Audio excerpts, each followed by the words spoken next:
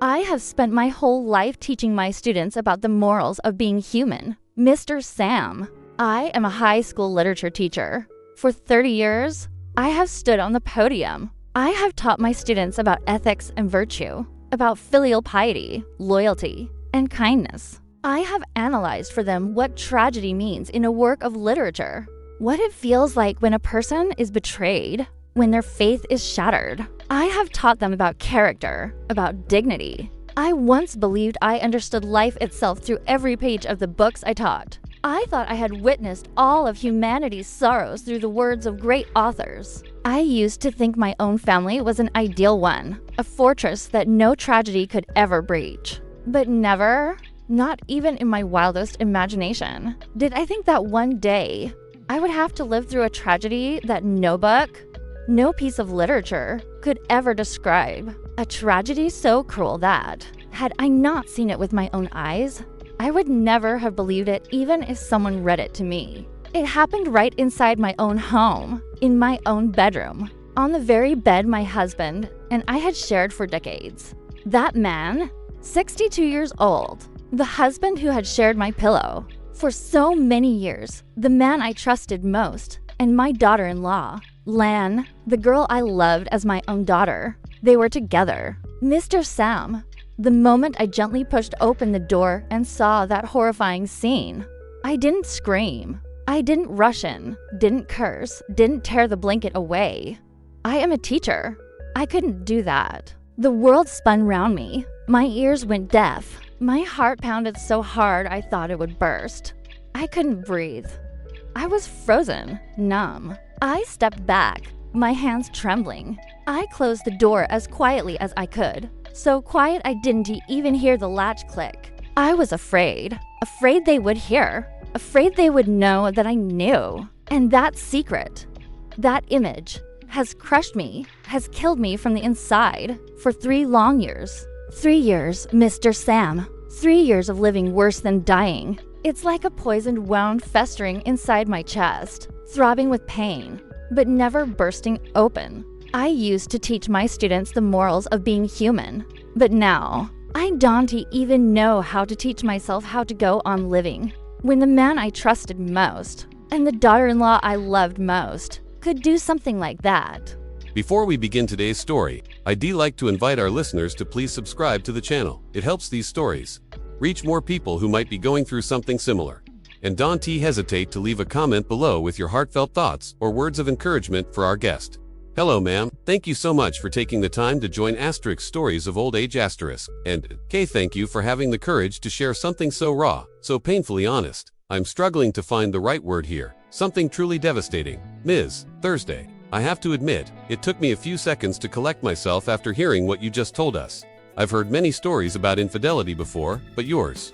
This isn't just a story of betrayal. This is a tragedy, a moral and emotional collapse. The woman your husband was involved with wasn't a stranger, wasn't a maid, but your own daughter-in-law. Your daughter-in-law, the wife of your son, the mother of your grandchild. This kind of relationship, this kind of betrayal, is beyond what most of us can even imagine. And yet, what I find most remarkable is how you reacted.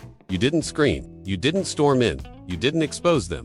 You froze, you stepped back, and you quietly closed the door. I understand why. Your silence wasn't weakness. It was the purest form of endurance, restraint, and sacrifice. It was the reaction of a mother, a wife, and, most of all, a teacher.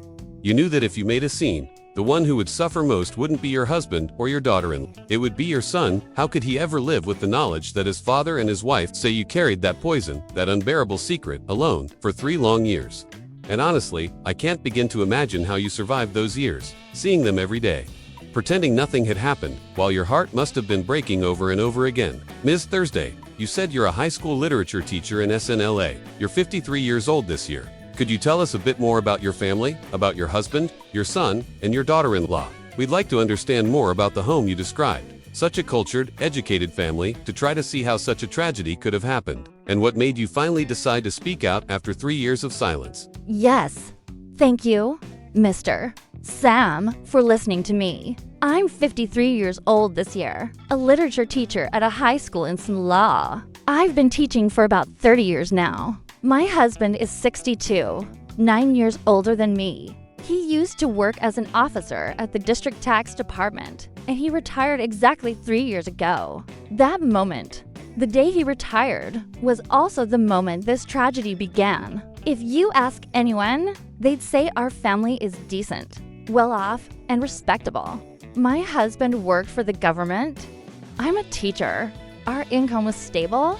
We lacked nothing. We have only one son, now 30 years old. He's gentle, hardworking, and works as a manager for a construction company. He got married 6 years ago.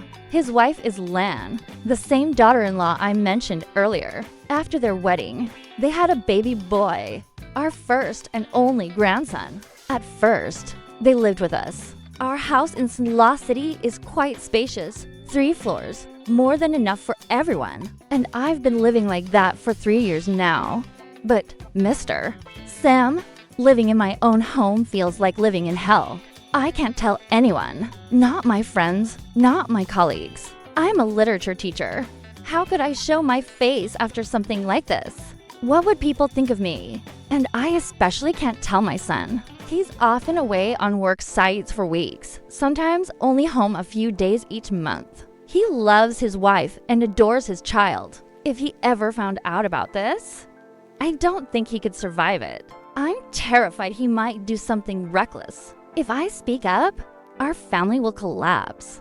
My son's life will be destroyed. So I've been trapped, silent, alone, bearing it all by myself. I thought time would help me forget, but it hasn't. The pain just grows heavier every day. I live in constant doubt and torment. I don't even know if, after I caught them, they truly stopped, or if they're still doing it behind my back. I feel like I'm losing my mind. I came to this program hoping that anyone, could give me some advice, tell me what to do, because for the past 3 years, I've been alive, but it feels like I've already died inside. Thank you, Ms. Thursday. Listening to you share your story, I finally understand why you chose to remain silent for the past 3 years. You've been carrying an unbearable secret all by yourself, a truth that could destroy not just one person, but an entire family, especially your son. You've had to endure the pain of a betrayed wife while also shouldering the responsibility of a mother and a grandmother, trying to keep the fragile shell of your family from breaking apart. I honestly can't imagine how you've managed to live through these 3 years, facing your husband, facing your daughter-in-law, all while carrying a wound that never stops bleeding inside. To help our listeners understand more deeply about this tragedy, to grasp why the shock you suffered was so devastating, may I ask you a bit about the past? Before that fateful day, what was your relationship like with your daughter-in-law, Lan, and your husband, the 62-year-old man? What kind of person was he? Were there ever any signs, even the smallest ones, that made you suspicious? Yes, Mr. Sam. When you ask about the past, it only makes the pain cut deeper. Because the more beautiful and happy the past was, the more cruel the present feels. Before that incident happened, I used to be so proud of my family. You know, I'm a literature teacher. I've always been sentimental, even a bit romantic. My friends and colleagues would look at my family and sigh in admiration. They said I was blessed, a respectable husband who worked for the government, a dutiful and kind son with a stable career. And then, when my son got married, when he married Lan, everything seemed perfect. Lan was 28 at the time, from a good, well-mannered family down in the lowlands. She was gentle, polite, and modest. Mr. Sam, the first day my son brought her home to introduce her to us, I took to her immediately. She was soft-spoken, respectful, and quick to lend a hand, helping me pick vegetables, wash dishes, moving gracefully around the kitchen. I thought to myself, our family must have great fortune to have such a daughter-in-law. When she officially became part of the family, I loved her as if she were my own daughter. I only have one son, and I'd always wished for a daughter. So when Lan came into our lives, I thought of her as the daughter heaven had given me. I never forced her to do anything. I told her, when you live in this house, treat us as your own parents. If there's ever anything wrong, just tell me. Don't ever hide or be afraid. Whenever I went out and saw something nice, a piece of cake, some candy, I'd always bring some home for her. Whenever I attended a conference or traveled for work, if I bought myself a silk blouse or a pretty scarf, I'd buy her one exactly the same. I even told her, let's wear matching outfits. My son used to tease me, Mom, you only care about your daughter-in-law now. You've forgotten you even have a son. That's how much I loved her, Mr. Sam. I even defended her more than my own child. My son, he works in engineering, sometimes a bit short-tempered, a little rough. Once, I overheard him raising his voice at her in their room, probably over something trivial. I couldn't stand it. I called him out to the living room and scolded him right to his face. I said, "You're a man. You must never speak harshly to your wife. She left her parents, her hometown, to be with you here. She's given birth to your child. She cooks. She takes care of your home. If you can't love her, at least don't mistreat her. If I ever hear you shouting at her again, I won't let it go." After that, my son never dared to raise his voice at her again. Lan came to me later that night, tears in her eyes, and took my hand. She said, "Mom, thank you. I'm so lucky to be your daughter-in-law. You see, Mr. Sam, I once protected her like that. I once loved her that deeply. I treated her as my own daughter, as a source of comfort in my life, and I trusted her completely." Listening to your story, I can see that the relationship between you and your daughter-in-law was something beyond what most people could ever dream of. It's so rare to find a mother-in-law who understands her daughter-in-law so deeply, who loves her enough to even scold her own son just to protect her. And perhaps because you placed so much trust in her, because you loved her as if she were your own daughter, when the truth came out, the shock must have been multiplied 100 times over. So, what about your husband? The 62-year-old man who used to work as an officer at the district tax department. What kind of person is he? My husband. His name is Dung. He's a calm, quiet man, Mr. Sam. He spent his whole life working diligently for a government agency, going to work every morning with his briefcase, coming home every evening the same way. He never drank, never gambled, never chased after women. His friends and colleagues all respected him. At work, he held a decent position. A district-level officer, serious, disciplined, reliable. After living with him for decades, I can say, honestly, he was a bit dry. He never knew how to say sweet or affectionate things. He'd forget birthdays, our wedding anniversaries. Those kinds of dates meant nothing to him, but he was a responsible man. Every month, he handed me his entire salary. He took care of the family, paid for our son's education, helped build the house. I used to think, what more could a woman ask for? All we need is a dependable man who stands as the pillar of the home. 3 years ago, he officially retired. And you know, Mr. Sam, I was actually happy, truly happy. I thought, finally, the two of us can slow down. After all those years of hard work, him at his office, me teaching, our son busy with his own career, we'd rarely had a proper family meal together. Now that he was retired, I started cutting back on my classes too. I even suggested we travel, go to a lot, not train. All those trips we had promised to take but never did. I imagined our old age together, peaceful, beautiful, simple. But when he retired, our son was always away at construction sites, sometimes gone for a whole month, only home for a few days. I still went to school every day, leaving in the morning and returning in the late afternoon. That meant there were only 3 people left at home: my husband, Lan, and our little grandson. At first, I could tell my husband was bored. He had spent his whole life surrounded by people, work, and routine. Suddenly being at home made him restless, irritable.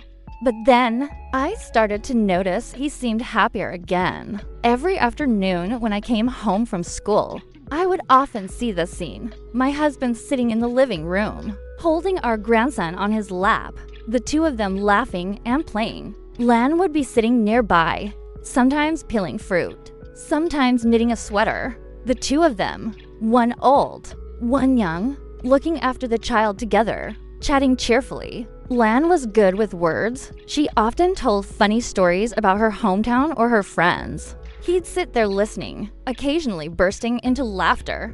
Those moments, Mr. Sam, They warmed my heart. I thought to myself, how lucky I am. My husband's retired now, but he has his daughter-in-law and grandson by his side to keep him company. I even felt grateful that Lan knew how to talk to him, how to make him laugh. I was happy, truly happy, thinking my family was peaceful, loving, harmonious. When I came home and saw that scene, I'd quietly walk to the kitchen to prepare dinner, not wanting to disturb the cozy atmosphere. I thought it was just the pure affection between father-in-law, daughter-in-law, and grandchild.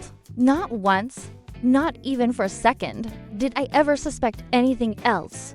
I trusted them completely. I trusted my husband, the man I believed to be upright and proper. I trusted my daughter-in-law, the girl I thought was gentle and good-hearted. I never imagined that it would be that very retirement, that idle time, that quiet home I helped create, that would become the breeding ground for a sin so unforgivable.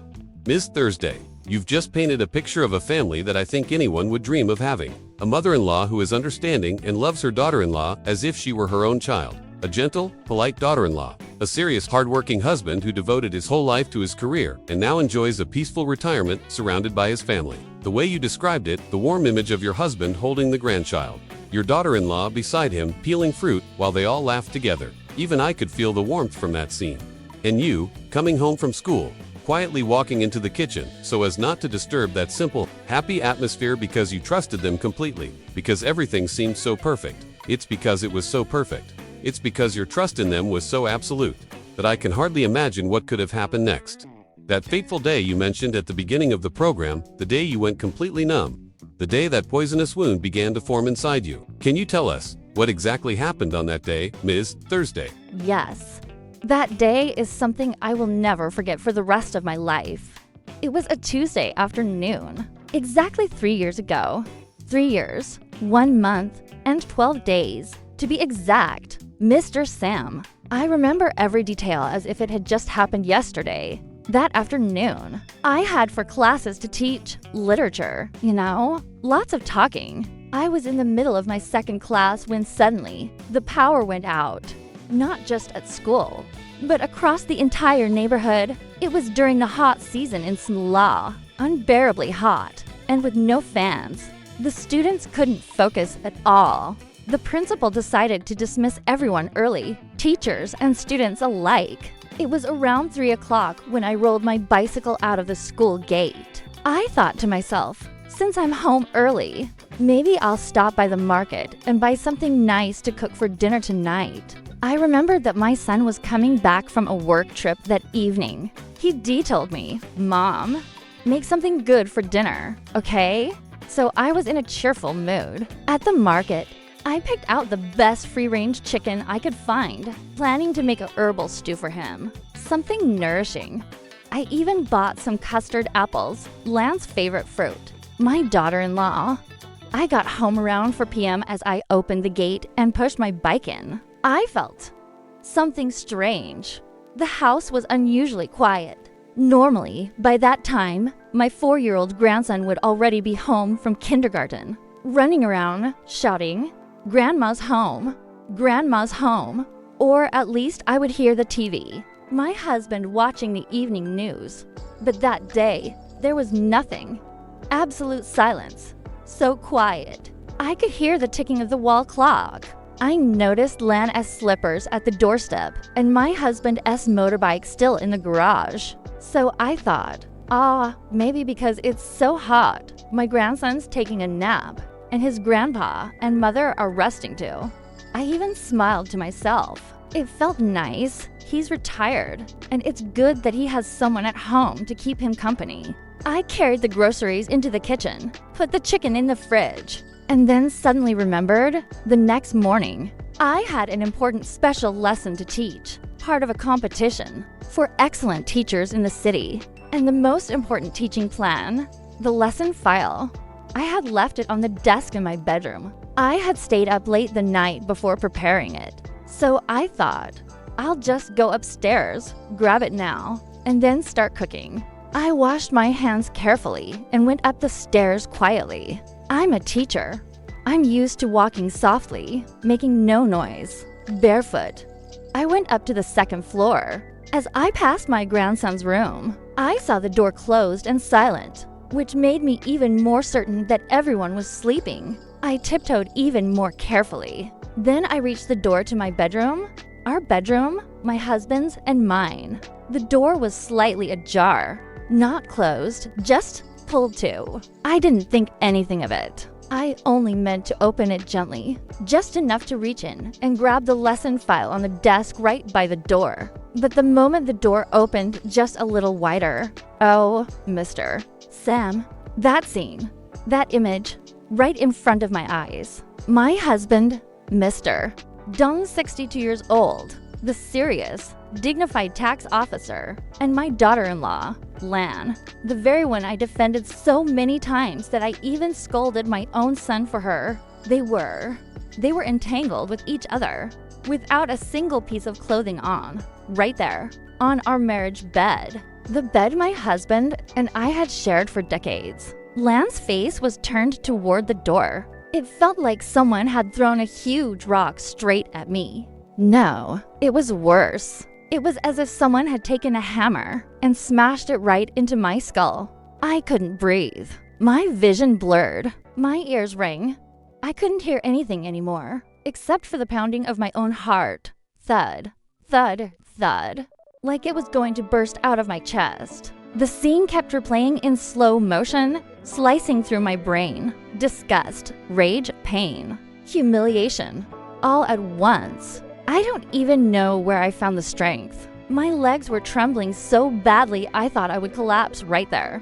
But maybe it was instinct, or maybe fear.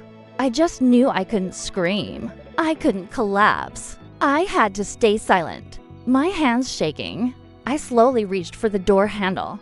I pulled the door shut, gently, so gently, without making a sound. I was terrified even the click of the latch might alert them. Even more afraid than I was when I climbed the stairs. Afraid to face them. Right there, right then. Then I turned around. I didn't even walk anymore. I backed away, trembling. I went down the stairs, almost running, but quietly, carefully, terrified of making any noise. I didn't even bother with my shoes. I slipped on my sandals, grabbed my motorbike keys, and left.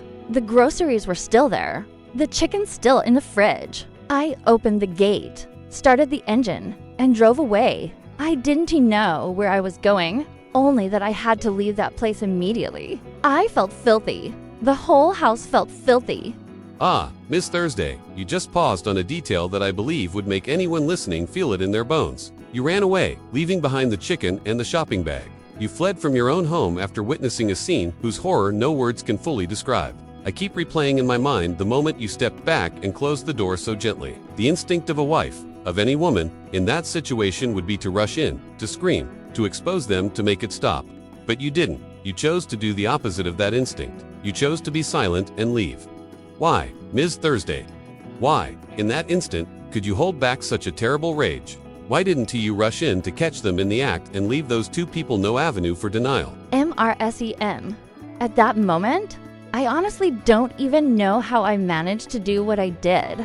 Maybe it was the dignity of a teacher, something that has been ingrained in me for life. I've been a literature teacher for 30 years, standing on that podium, teaching my students about morality, about integrity. How could I, in that instant, act like a crazed woman? How could I scream, curse, pull hair, make a scene like some market woman? If I had shouted, the neighbors would have gathered around. And you know how it is. Houses in a small city stand wall to wall.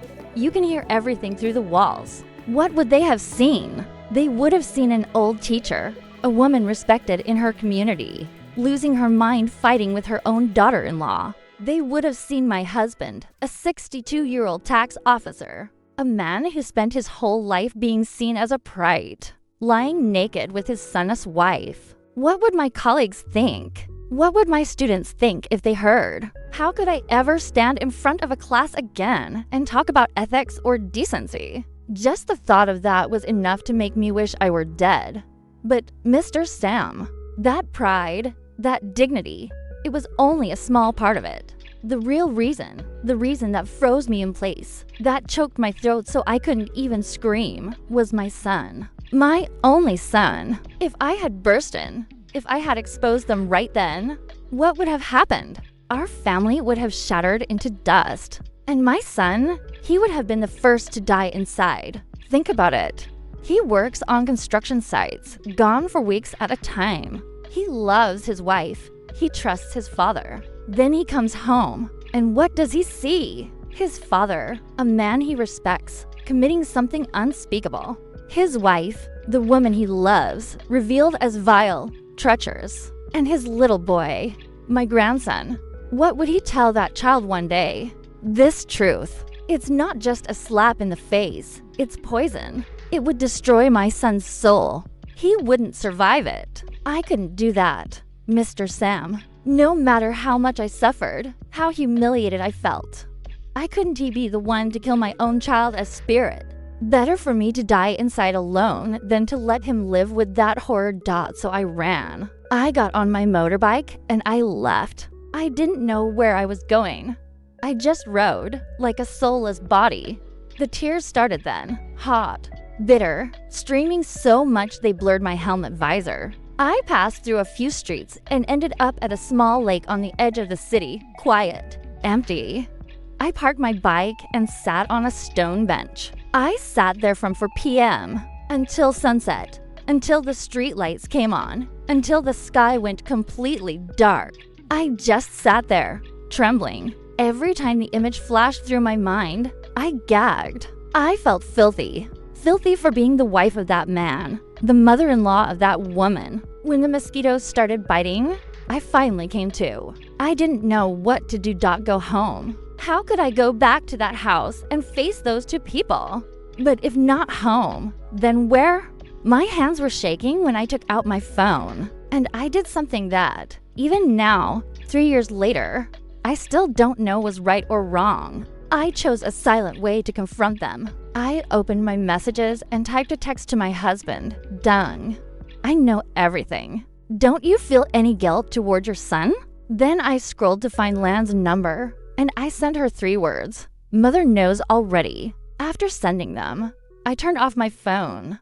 I didn't dare read the replies. I just sat there, covering my face, and cried. I sat by that lake for another hour. I didn't dare turn my phone on. I was afraid they would call, afraid I wouldn't know what to say. But then I thought, I couldn't keep running forever. I had to go back to see if my son had come home yet, back to cook dinner for him. At least I had to pretend to be normal for his sake. When I finally turned my phone on, there were dozens of missed calls from both my husband and my daughter-in-law. But I didn't call back. I opened the message inbox instead. My husband, he had replied almost right after I sent my text. Do you know what he wrote? Mr. Sam? 2 words. Asterisk, what's wrong? Asterisk, can you believe that? He still dared to pretend to ask me what's wrong, as if he didn't know. At that moment, whatever affection I had left for him shattered completely. I felt nothing but disgust that a 62-year-old man could commit such a monstrous act and still have the nerve to lie, to hide behind a mask. My hands were shaking with rage as I typed back a single message. Asterisk you. No what? Don't let me catch you again. Asterisk. That was my warning, my threat, but also the last bit of mercy I could offer him. For my son's sake. As for my daughter-in-law, Lan, she never replied. Not a single word. She didn't deny it. She didn't apologize. She didn't beg. She was just silent. And that silence, it was far more terrifying than any excuse. Because silence meant confession. She knew she couldn't deny it anymore. She was afraid. But that silence was also cowardice. She couldn't even face me. And it was that silence, that cold, hollow silence, that marked the beginning of my 3-year-long hell. Ms. Thursday, you said your husband replied with a deceitful asterisk, what's wrong? Asterisk, while your daughter-in-law remained completely silent, a silence that spoke of guilt and cowardice. I can't even begin to imagine. After receiving those replies, where did you find the strength to return to that house on the very same night? How did you face them, Ms. Thursday? I had to go home, Mr. Sam. Where else could I go? It was already dark, and I was afraid that if my son came home from the construction site and didn't he see me there, he'd start asking questions. I kept telling myself, no matter what, I must stay calm.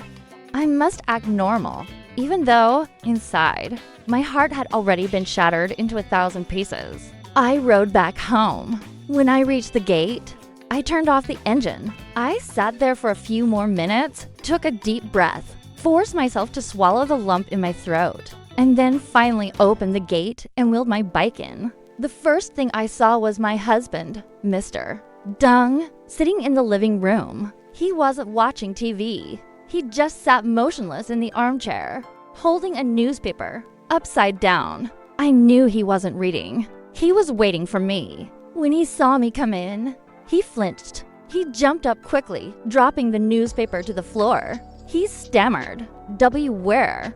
Where have you been? You're home so late." I looked at him. For the first time in 30 years, I looked at my husband with different eyes.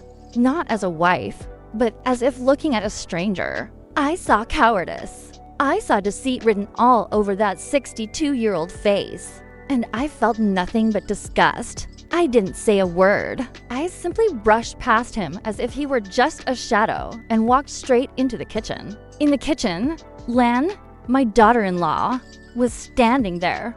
She wasn't doing anything. She just stood frozen by the cupboard. When she saw me, her whole body started trembling. I could see she didn't dare look at me. Her head was bowed low to the floor, her face pale as chalk. I didn't look at her either. I acted as though she didn't exist. I went straight to the fridge, opened it, and took out the chicken I had bought earlier that afternoon, the one I had planned to stew with herbs for my son. My heart felt like it was being crushed to pieces, but my hands, they just moved on their own. I took the chicken, turned on the tap, and began preparing dinner. You still cooked dinner after everything that happened?" "Yes," I said. "I still cooked." "Do you see how absurd that sounds, Mr. Sam?" Even I thought I was ridiculous. I should have torn the whole kitchen apart. I should have smashed everything. But no, I just stood there, chopping chicken, seasoning it, washing rice, lighting the stove, like a machine. There was only one thought in my mind. Asterisk, my son will be home soon. He's been working hard. He deserves a proper meal. He's innocent in all this.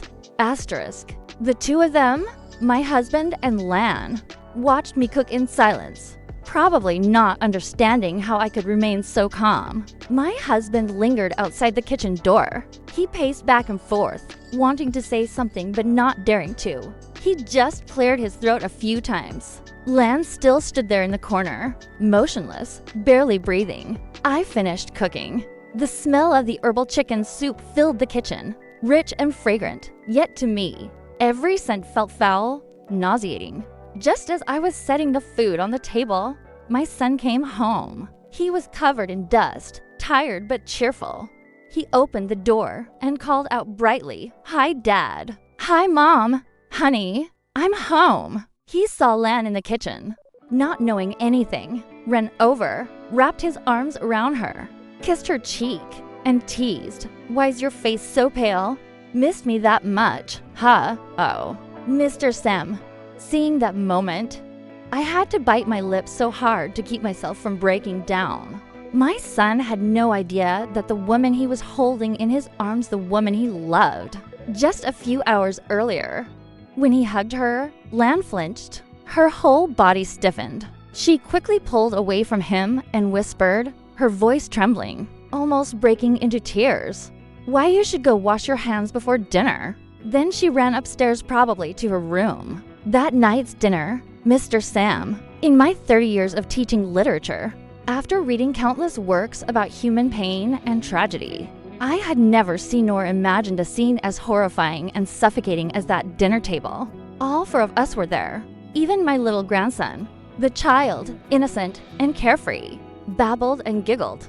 My son, unaware of everything, was starving after a long day, and ate heartily. He was cheerful, telling stories from the construction site. He picked a piece of chicken and placed it into his wife's bowl. He said, "Eat more. Honey, you look pale lately. Taking care of the baby at home is tough." Huh?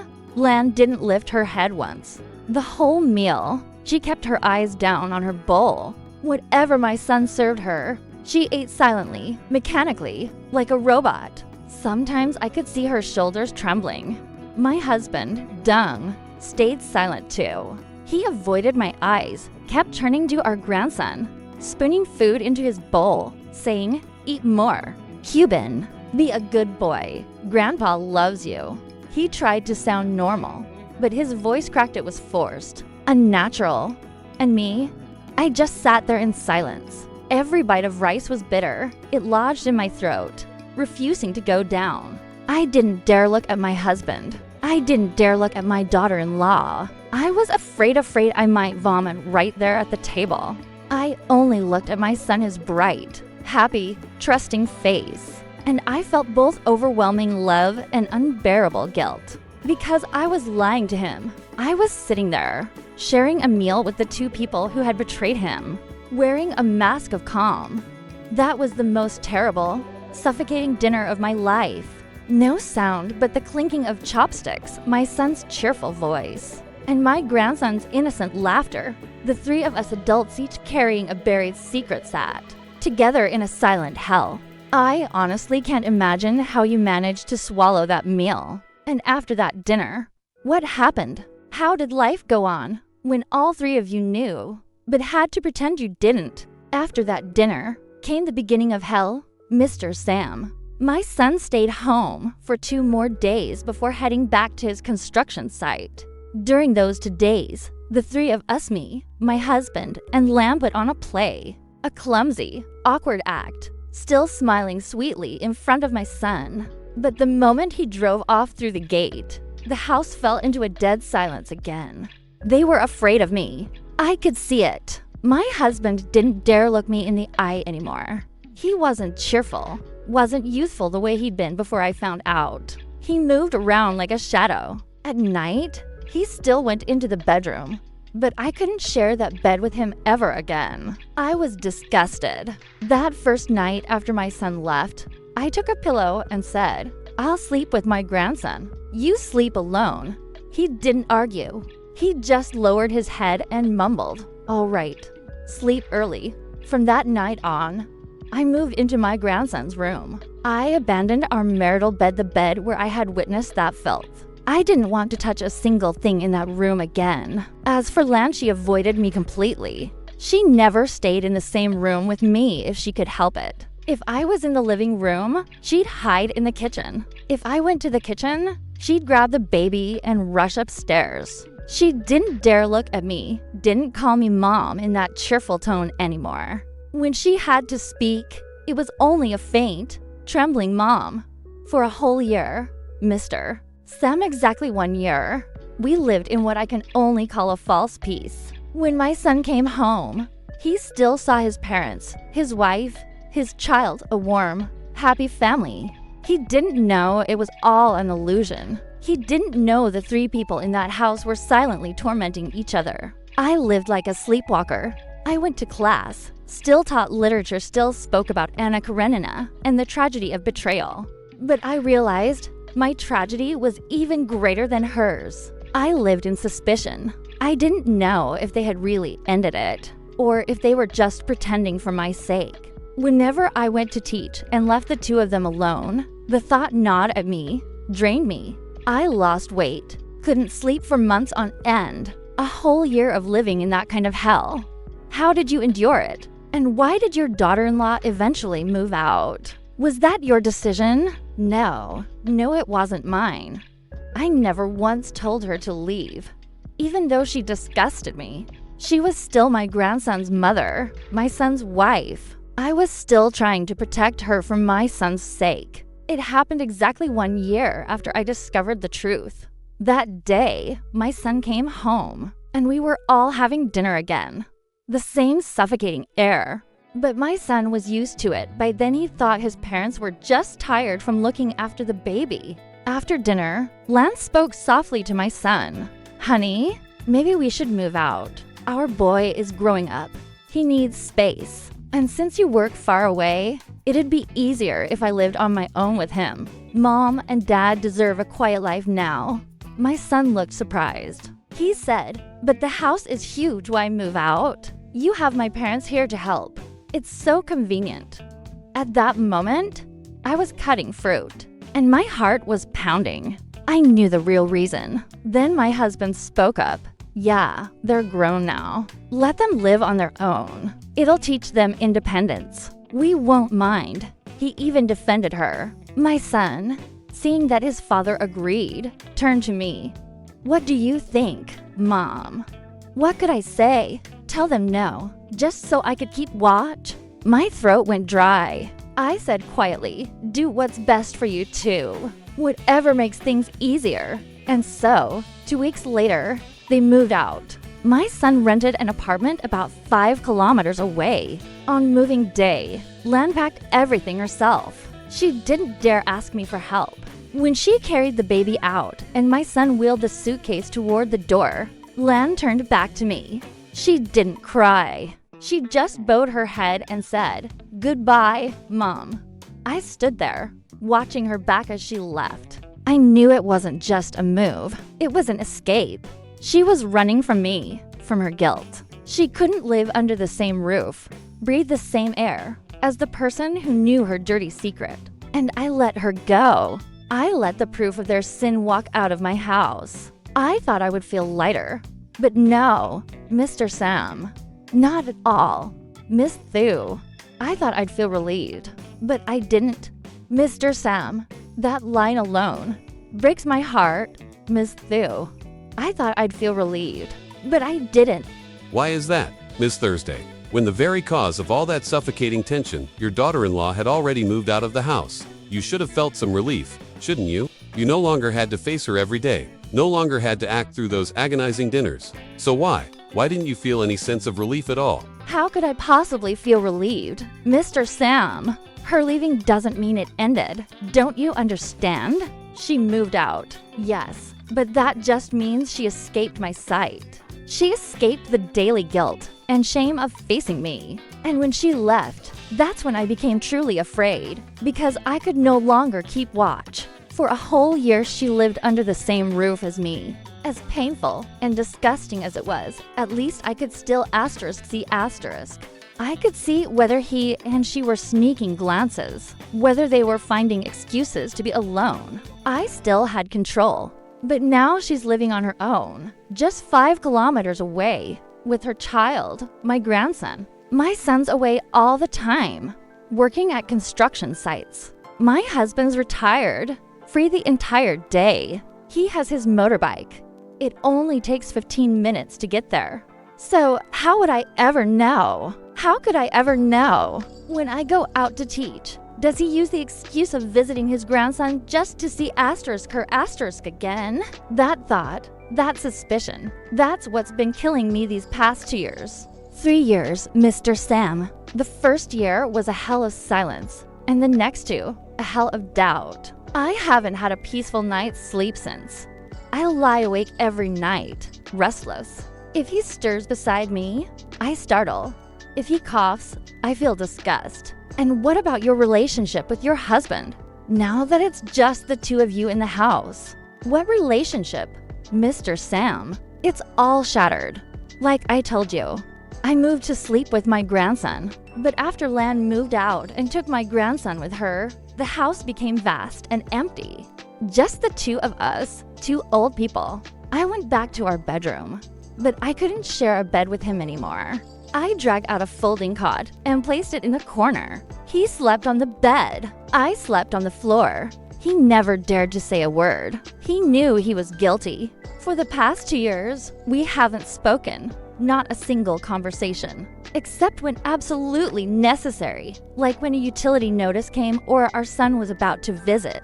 He tries to show remorse. He's aged so much. He shuffles around the house, makes tea for me, sweeps the floor, cooks, tries to atone Dot, but Mr. Sam, this isn't tea like breaking a cup or a bowl. Something you can fix with an apology. This is incest. It's filth. I can't erase what I saw. Every time he hands me a cup of water, I imagine that same hand touching my daughter-in-law. Every time he speaks, I imagine that same mouth. I'm revolted. Truly revolted. Mr. Sam, I can't bear to be near him. We live under the same roof, but like two shadows. But that's not even the worst part. The worst is the weekends. On weekends, when my son comes home from work, he always brings his wife and child to visit us. He's a dutiful son. He has no idea. He thinks his parents are lonely, so every week he brings them home. And I have to keep acting. Len walks into the house, still smiling, still cheerful. Hello, Mom. Hello, Dad. I brought Pin to visit Grandpa and Grandma. Her voice so bright, as if nothing ever happened. She brings fruit, sweets, goes into the kitchen, laughing. Mom, let me cook this for you. Mom, you've lost weight lately. Oh, Mr. Sam. When I look into her eyes, I see only deceit. Shameless, brazen deceit. She acts so well that sometimes I start to doubt myself. Asterisk, maybe asterisk, I imagined it all. Asterisk, maybe asterisk, I'm the one who's gone mad. But no, I'm not mad. Because I asterisk see asterisk it. When she hands my husband a plate of fruit, that quick, evasive glance, I catch it. He acts too, plays the role of the perfect father and grandfather, holding the baby, chatting with our son, pretending everything's fine. But I notice he always keeps his distance from her, never stands too close, as if he's afraid I'll see through him. And me? I'm both the audience and the actor. I have to smile, have to say, I'm so happy you came home, Lan. I have to hold my grandson, laugh, look normal. But all I really do is asterisk watch. Asterisk I watch to see if he looks at her. I watch to see if she glances at him. If I go to the kitchen and they lay alone in the living room, do they speak? If she goes upstairs, does he follow? I live trapped in that suspicion. I'm losing my mind. Mr. Sam, I can't stand it. Seeing my son so happy, so affectionate, serving food to his wife, not knowing that she once slept with his own father. I can't stand it when my daughter-in-law massages my shoulders, touches me with those hands that. But what terrifies me most is that I asterisk don't know. Asterisk. I don't know if it is truly over, or if they still secretly meet behind my back, behind my son's back. That question, that gnawing doubt, has tortured me for 2 years. What should I do now, Mr. Sam? Mrs. Thursday, you asked me what you should do now after 3 long years of what you described as 1 year in the hell of silence and 2 years in the hell of doubt. 3 years of disgust toward your own husband, unable to share a bed, unable to be close, and every weekend forced to perform a play of lies. Watching your husband and daughter-in-law living on edge, consumed by that one haunting question. Asterisk, are they still seeing each other? Asterisk, to be honest, I was silent for a few seconds after hearing your question. I needed that pause to try and place myself in your position, to feel even a fraction of the weight you've been carrying. Before I dare offer you any advice, I want to tell you something. The fact that you didn't explode, that you chose silence, that is not weakness. As you said, you are a teacher. But I think it goes beyond the dignity of an educator. What you did was the ultimate act of a mother's sacrifice. You have carried this secret alone. You chose to bear all the pain yourself rather than let your son's world collapse. You protected him in the most agonizing way possible. But Mrs. Thursday, that silence, it's killing you. As you can see, after 3 years, it hasn't solved anything. It has only turned you from a victim into the keeper of their sin. It has turned you into someone living in constant suspicion. Someone, as you said, on the verge of losing her mind. Your silence is a sacrifice. Yes, but it is not a solution. Yes, I know that. I know I'm slowly destroying myself, but I don't know what else to do. If I tell my son, his whole family will fall apart. But if I keep silent, I'll die little by little. I'm truly at a dead end, Mr. Sam. We won't tell your son. I completely agree with you. This truth is far too cruel. Your son doesn't deserve to bear it. It could destroy his entire life. You've already sacrificed 3 years to protect him, and I believe we must continue to protect him until the end. But now, you need to find a way to free yourself. How can I free myself? By getting a divorce? I'm 53, and he's 62. If we divorce now, people will start gossiping. Then my son will ask why, and I won't be able to tell him the truth. So it still wouldn't solve anything. I'm not talking about divorce. I'm talking about freeing you from this hell of doubt. You can't keep living like this, constantly on guard. You're rehaunted by a shadow. You don't even know if the VE really stopped or not. That uncertainty is even more terrifying than the truth itself. So, Mrs. Thursday, 3 years is more than enough for this torment. You need to have a conversation. A conversation? But how? Who am I supposed to talk to? If I talk to my husband? What if he denies it? Pretends nothing happened? Or should I call Lan here and confront both of them face to face? Exactly. You need a direct, honest conversation, and it should only involve 3 people. You, your husband, and your daughter-in-law. Oh God, I don't know if I can do it. Just thinking about sitting face to face with the 2 of them already makes me tremble. You have to do it. You must, Mrs. Thursday, not for them, but for yourself. Choose a day that isn't the weekend, a day when your son is definitely away at work on the construction site. Call your daughter-in-law. You don't need to explain the reason. Just say, I have something very important to discuss today. Come over to the house. Your father-in-law will be here too. I believe Lan will understand. She have no choice but to come when both of them are sitting in front of you. Lock the living room door. Now, what is the purpose of this conversation? Not to accuse, not to scream, not to list everything you've seen over the past 3 years. None of that matters anymore. The purpose is to demand a clear, official confirmation. You need both of them to sit before you and say, with their own mouths, that their sinful relationship has completely ended. Tell them straight, I have been silent for 3 years. Not because I was afraid, but because I love my son. I've carried this secret alone to protect his home. But my silence does not mean I allow you to keep deceiving him. This silence has been killing me. Now, I need a clear answer. Has that relationship truly ended? You need to hear it from both of them. Even if it's a lie, you still need that verbal commitment. Why? Because you need something tangible, a moment, a boundary, an event that allows you to officially close this past chapter. From that moment, once they give you their word, you must tell yourself, this is done. I will no longer torment myself over it. You must make them understand. I've sacrificed 3 years of my life for this secret. But if I ever find out that the 2 of you are still continuing this behind my back, I have nothing left to lose. I will tell my son everything, and you will bear the consequences of your own choices. You must show them that your silence has been a mercy, not a weakness, and that mercy can be taken away at any moment. This 3-person conversation is to demand a promise and to make them understand fear. Mr. Sam, I'm afraid I don't have enough courage. But you're right. I can't go on living in doubt forever. I need something to hold on to, even if it's just words. Maybe I have to do it. I have to do it for myself. I can't keep withering away like this. I believe you can do it, Ms. Thursday. Because you're not doing this to seek revenge, you're redoing it to save yourself. And I truly believe that after 3 years of carrying this burden alone, you deserve that freedom. Thank you.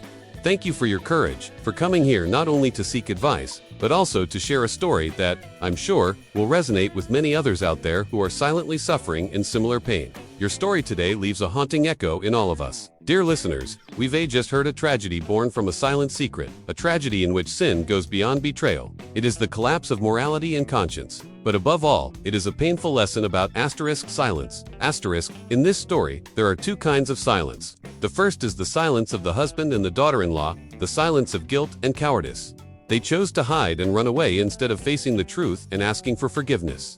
The second kind is the silence of Ms. Thursday, the ultimate silence of sacrifice. She kept quiet to protect her son from a truth that could destroy his soul. Her sacrifice is immense. Yet that very silence has become a double-edged sword, slowly consuming her, killing her through doubt and torment. Ms. Thursday's story reminds us that sometimes, truth doesn't always need to be exposed at all costs. There are truths whose concealment can be an act of compassion, a necessary protection. But if we choose to remain silent to protect others, we must also find a way to free ourselves. Do not let sacrifice turn into self-destruction. And finally, this story serves as a wake-up call, a warning to men and women approaching their later years. The idleness and emptiness of old age can become a dangerous test. Do not let that emptiness grow into the seed of unforgivable sins. Never think that at 60 or 70, there is nothing left to lose. The most precious thing we have is not wealth or status, it is our integrity and our dignity. The basic respect we owe ourselves and must preserve for our children to follow. Once again, our deepest thanks to Ms. Thursday for her trust and her courage in sharing a secret she has buried for 3 years. And to our dear listeners, thank you for listening with empathy and understanding. Goodbye, and we'll see you again in the next episode of Asterisk Reflections on Old Age Asterisk.